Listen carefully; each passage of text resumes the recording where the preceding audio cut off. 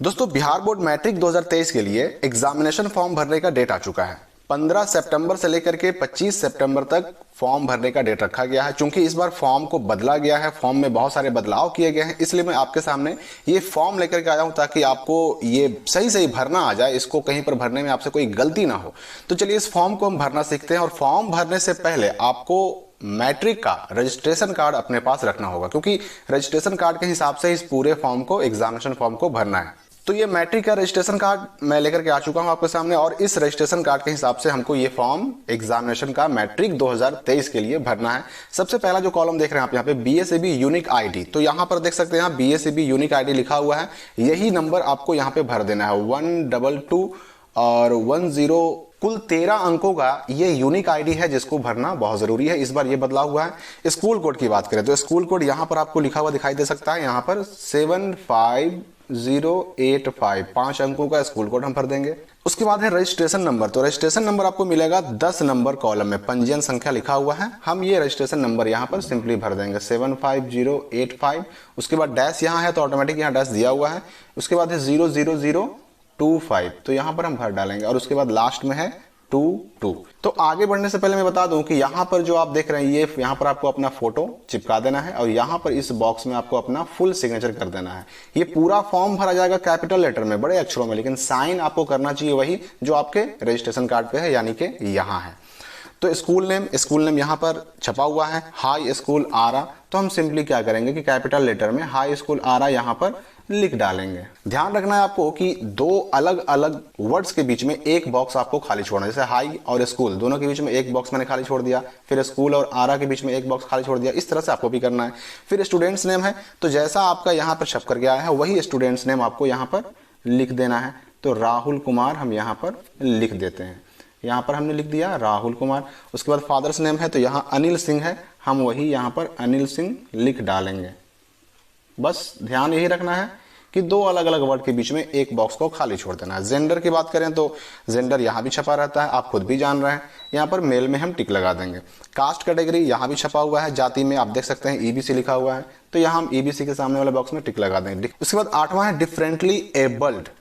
आप देख सकते हैं कि यहाँ पर दिव्यांग कोटि के सामने नो है, तो जब आपके रजिस्ट्रेशन में नो है तो यहाँ पर भी आपको नो ही करना होगा, मतलब विकलांगता है कि नहीं वही पूछा जा रहा है। अगर यस करते हैं तो आपको बताना पड़ेगा इसमें कि किस तरह की विकलांगता है। और 9वां कॉलम में पूछ रहा कि विजुअली इंपेयर्ड, यानी कि आपको देखने में समस्या होती है, तो यहाँ पर आपको नो कर देना है। अगर समस्या होती है तो यस करना होगा। ध्यान रखें कि अगर विजुअली इंपेयर्ड में यस कर देंगे तो आपका मैथ और साइंस के बदले सब्जेक्ट चेंज हो जाएगा। मोबाइल नंबर कॉलम है, तो यहाँ पर सिंपली हम क्या करेंगे, एक मोबाइल नंबर अपना जो भी, आपको जरूरी नहीं कि आपने जो रजिस्ट्रेशन कार्ड में डाला था वही डालें, नया नंबर भी डाल सकते हैं। और ईमेल आईडी में अपना ईमेल आईडी भर देना है। तो ईमेल आईडी हमने भर दिया। एक देखिए इस फॉर्म में एक और बदलाव इस बार क्या हुआ है, यहाँ पर 12वां कॉलम में प्लीज मेंशन आधार नंबर। यहाँ पे आपको इस बार आधार नंबर भरना जरूरी है। और अगर आधार नंबर आप नहीं भरते हैं तो यहाँ पे साइन करना होगा। किस लिए कि हाँ भाई हमने आज तक आधार नहीं बनाया, और अगर आपने आधार बनाया है और ये जानकारी छुपा रहे हैं तो आपका जो अभ्यर्थित्व है रद्द कर दिया जा सकता है।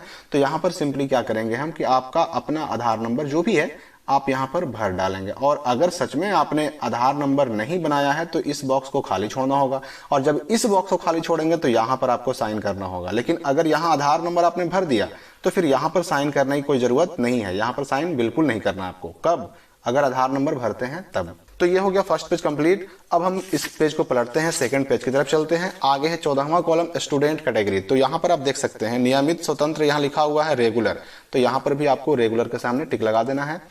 अगर कोई स्टूडेंट पहली बार एग्जाम नहीं दे रहा बल्कि पहले एग्जाम दिया था फेल हो गया तो एक्स में टिक लगाएगा। अगर कोई स्टूडेंट एग्जाम पहले मैट्रिक का दिया था लेकिन पास भी हो गया है और अपना नंबर बढ़ाना चाहता है तो बेटरमेंट में टिक लगाएगा। अगर कोई कंपार्टमेंटल के रूप में 2023 में मैट्रिक का एग्जाम देना चाहता है तो कंपार्ट में टिक लगाएगा।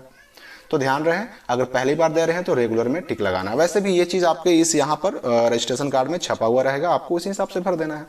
हाँ, अगर मान ले कि आप रेगुलर नहीं हैं, पहली बार एग्जाम नहीं दे रहे हैं, तो पहले आप एग्जाम दे चुके हैं, एक्स कैंडिडेट हैं, या फिर इंप्रूवमेंट के लिए, बेटरमेंट के लिए एग्जाम दे रहे हैं, तो पहले वाले मैट्रिक का यहाँ पे रोल कोड और यहाँ पे रोल नंबर और किस साल आपने मैट्रिक एग्जाम पहले दिया था वो भरना है। लेकिन जो पहली बार मैट्रिक एग्जाम दे रहे हैं तो उनको इसमें कुछ भी नहीं भरना है, इन तीनों कॉलम में कुछ भी नहीं भरना है। उसके बाद सब्जेक्ट की बात करें तो सब्जेक्ट ऑलरेडी आपका यहाँ पे छपा हुआ है, तो MIL में हिंदी टिक लगा देंगे, यहाँ पर हिंदी है भी, संस्कृत है तो यहाँ पर SIL में संस्कृत टिक लगा देंगे, और उसके बाद math, science, social science, English, तो इसको आप टिक लगाएं या ना लगाएं ये तो ऑटोमेटिक आपका सिलेक्ट ही रहेगा, तो इस चारों में टिक लगा देना है। उसके बाद एड्रेस है तो यहाँ पर आप अपना फुल एड्रेस लिख दें, जैसे मैं यहाँ पे एड्रेस लिख देता हूँ, और यहाँ पर 6 अंकों का पिन कोड हमें लिख देना होगा।